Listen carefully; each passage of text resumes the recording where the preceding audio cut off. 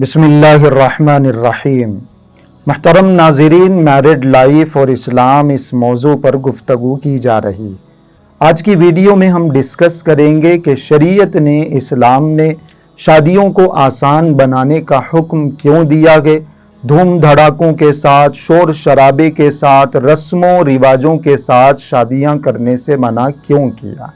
اس کی بہت ساری وجوہات ہو سکتی ہیں، بہت سارے ریزنز ہو سکتے ہیں، بہت سارے نقصانات ہو سکتے ہیں، لیکن چار ریزنز، چار وجوہات انشاءاللہ آج کی اس ویڈیو میں بیان کی جائیں۔ دھوم دھڑاکے کے ساتھ، شور شرابے کے ساتھ، رسم و رواجوں کے ساتھ شادی کرنے کا پہلا نقصان اللہ کی نافرمانی۔ اللہ کی نافرمانی کیوں ہے؟ قرآن کریم میں جہاں شراب کی اور جوئے کی حرمت بتائی گئی ہے، وہاں یہ ریزن ذکر کیا گیا ہے، یہ وجہ بتائی گئی ہے، وَيَصُدَّكُمْ عَنْ ذِكْرِ اللَّهِ وَعَنِ الصَّلَاةِ کہ شراب اور جوئے کی وجہ سے آدمی نماز سے اور اللہ کی یاد سے غافل ہو جاتا ہے۔ ذرا اس کو آپ شادی بیاہ کے موقع پر ہونے والی رسموں پر فٹ کر لیں۔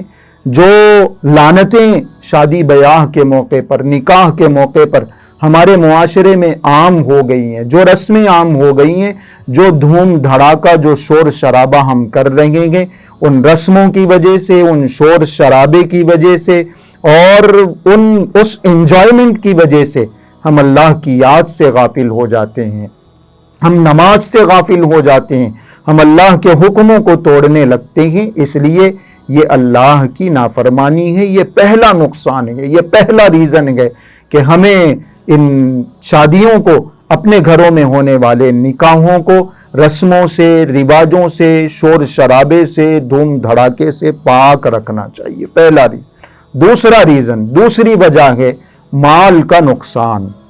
مال جو اللہ کی دی ہوئی ایک نعمت ہے، اس نعمت کے بارے میں قیامت کے دن بطور خاص سوال ہوگا، مال کہاں سے کمایا گیا ہے، کہاں خرچ کیا گیا ہے۔ یہ بات نہیں ہے کہ میرا مال ہے تو میں جہاں چاہے لگاؤں، جیسے چاہے اڑاؤں۔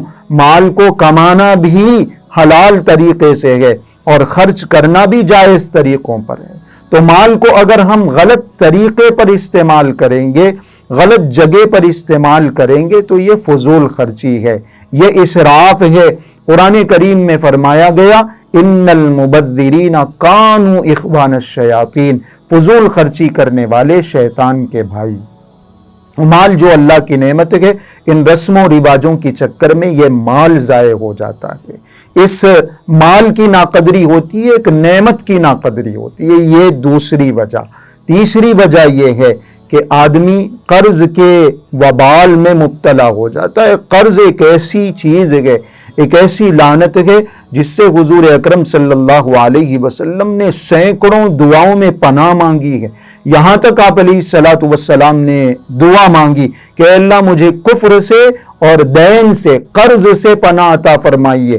صحابہ نے پوچھا اللہ کے رسول کیا کفر اور قرض دونوں ایک لیول کی چیزیں، برابر ہیں؟ فرمایا ہاں۔ وہ قرض ایک ایسی لعنت ہے، حضور اکرم صلی اللہ علیہ وسلم نے فرمایا شہید کے سارے گناہ معاف ہو جاتے ہیں، لیکن اگر قرض ہے اس کے اوپر تو قرض معاف نہیں ہوتا۔ آپ علیہ الصلوۃ والسلام جو مقروض ہوتا تھا اس کی نماز جنازہ بھی نہیں پڑھاتے تھے، لیکن آج ان رسم و رواجوں کو پورا کرنے کی چکر میں، شادیوں کو خوب دھوم دھڑاکے سے، شور شرابے سے کرنے کی چکر میں آدمی قرض لے رہا ہے، آدمی سود پر پیسہ لے رہا ہے، آدمی کنگال ہو جاتا ہے، آدمی ایک عرصے تک وہ رقم ادا کرتا رہتا ہے لیکن وہ رقم ادا نہیں ہوتی۔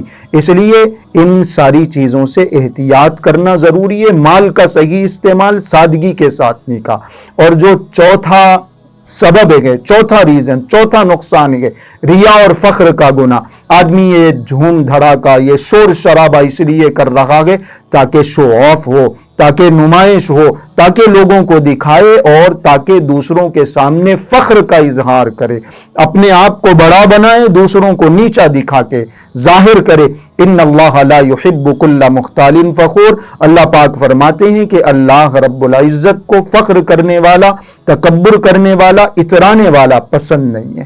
ہم اترا رہے ہیں، ہم دکھاوا کر رہے ہیں، ہم تکبر کا اظہار کر رہے ہیں، دوسروں کو حقیر سمجھ رہے ہیں۔ ان رسموں رواجوں کی چکر میں، شادیوں کو خوب دھوم دھام سے کرنے کی چکر میں ان سارے نقصانات کا ہمیں سامنا کرنا پڑتا ہے۔ اس لیے شادیوں کو ان ساری چیزوں سے بچانا چاہیے، شور شرابے سے، دھوم دھڑاکے سے، رسم و رواجوں سے بچا کے ہم شادی کریں گے۔ اللہ کے حکموں کے مطابق، حضور کی سیرت و سنت کے مطابق ہمارا نکاح ہوگا، ہماری شادیاں۔